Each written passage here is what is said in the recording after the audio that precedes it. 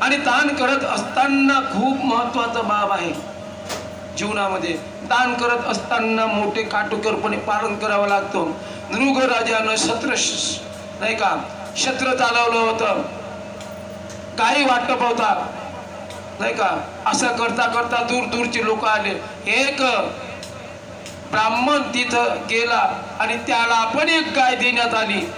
ती गाय दिली असताना त्यानं घरी नेत असताना ते गाय त्याच्या हातातून सुटली आणि त्याच्या हातातून सुटल्यानंतर ती परत कुठे आली? ज्या दलातून दिली होती त्याच दलामध्ये आली। आणि आल्यानंतर त्या राजाच्या सत्र चालू असताना तर ती गाय त्याच्याच हातामध्ये पुन्हा आली आणि ती त्यानं दुसऱ्या ब्राह्मणाला दान दिली। बघा, लक्षात असू द्या, ती गाय दुसऱ्या ब्राह्मणाला दान दिली आणि तेवढ्यात पहिला ब्राह्मण आला आणि म्हणतो राजाला, हे राजा, मला तू दिलेली गाय मी नेत असताना ती माझ्याकडून सुटली हातची आणि तुझ्या दलामध्ये पुन्हा आलेली आहे, म्हणून ती माझी गाय मला वापस कर। तेव्हा असं म्हटलं तर तेव्हा जी गाय जी होती ती दुसऱ्याला दान केली होती, तर त्या दान दिलेल्या ब्राह्मणाला तो म्हणायला लागला का ती गाय यांची होय, ती यांना देऊन दे।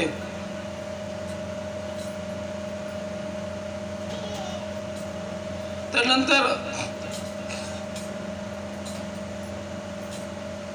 जो दुसरा व्यक्ती आहे ज्याला दिली गाय, तो म्हणतो, महाराज, आता गाय तुम्ही या हातानं पाणी घेऊन संकल्प सोडला आणि ही गाय म्हणजे आता तुम्ही दान केलेली आहे आणि तुम्ही परत मागून राहिली ही गाय?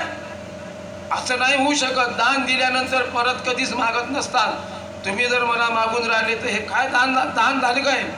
दानशूर कोण म्हणून तुम्हाला? तर त्यावेळेस मग राजा म्हणतो, नृग राजा या पहिल्या माणसाला, साधा ब्राह्मणाला, अहो याच्या बदलीत मी तुम्हाला 10 गाई देतो। तो मनुष्य म्हणतो, तो ब्राह्मण म्हणतो, 10 नाही, एकच गाय, आणि ती जी पहिली आहे ती पहिलीच गाय मला पाहिजे।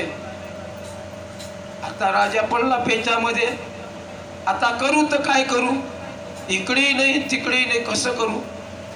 तर हा तो म्हणते मला आताच तू पाणी घेतलं आणि दिलं, हा म्हणते तू 10 नाही 1000 देशील, तो म्हणते तुला 1000 देतो वाटल्यास, पण ती गाय सोडून दे, त्याला देऊ दे।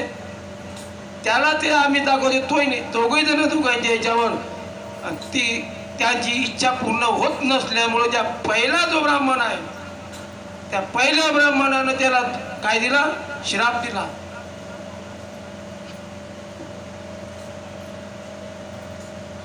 कोणता श्राप दिला?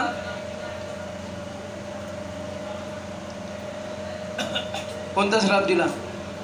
त्या पहिल्या ब्राह्मणानं श्राप दिला, हे राजा, स्वतःला दानशूर समजतोस, दिलेली गाय परत दुसऱ्याला देऊन दिली, जा तुला श्राप देतो। जसं सरडा बघितलं ना तुम्ही? सरडा जसं मौसम पाहून कलर बदलवतो आणि त्याच प्रकारची स्थिती तू केलेली आहेस, तू कलर बदलवलेला आहेस, माझं दान त्याला दिलं म्हणून मी तुला श्राप देतो, जा नृग म्हणजे सरड्याच्या रूपामध्ये पडशील। नृग राजाला म्हटलेलं आहे, नृग राजाला सांगितलं का जा तू सरडा होशील। राजाने हात जोडले, माझा दोष एवढाच आहे फक्त, पण एवढं कठोर मला शासन, एवढा कठोर मला शाप, मी तुम्हाला ओळखलं नाही, तुम्ही कोणी तुमच्या रूपामध्ये असाल, पण याची तीव्रता थोडी कमी करा किंवा माझा उशाप द्या मला। तर त्यावेळेस सांगितलं, उशाप दिला त्यांनी, जा द्वापार युगामध्ये भगवान कृष्ण जेव्हा लीला करत करत येतील आणि त्यांच्या नाही का, तर त्यावेळेस ते कुठं द्वारकेमध्ये ज्या वेळेस पदार्पण होईल त्यांचं, आणि त्या एक विहीर, त्या विहिरीमध्ये तो सरडा, भला मोठा सरडा त्या विहिरीमध्ये, आणि ते कृष्णाचे मुलं वगैरे खेळायला गेले तिथं, सांगायला लागले, बाबा बाबा, त्या पप्पा नाही म्हटलं त्यांनी, त्यांनी पप्पा म्हटलं असेल का? नाही, पप्पी नाही म्हटलं ना, पप्पाही नाही म्हटलं, पप्पा पप्पा असं नाही म्हटलं त्यांनी, बाबा म्हटलं. बाबामध्ये काय शब्द आहे, आईमध्ये किती भाव आहे. मम्मी मम्मी, डम्मी डम्मी, काय मम्मी लावलं, काय लावलं, काय तितंबे करून ठेवले, हा काय नवीन नवीन करून. अरे मम्मीचा अर्थ तरी करतो का काय होते तर? मम्मी म्हणजे मृतदेह होते दादा. इंग्रजी शब्द वाचताना हे आलेले इंग्रजांचे शब्द तेच घेतले का तुम्ही? मम्मी म्हणजे मृतदेह, म्हणजे आईला तुम्ही मृतदेह म्हणून राहिले का? पप्पा म्हणजे कुत्र्याला, पप्पी म्हणजे कुत्र्याचे पिल्लू होते. पप्पा म्हणजे पप्पी म्हणजे कुत्र्याचं पिल्लू. मग पप्पा म्हटल्यापेक्षा पप्पी म्हणत जा ना.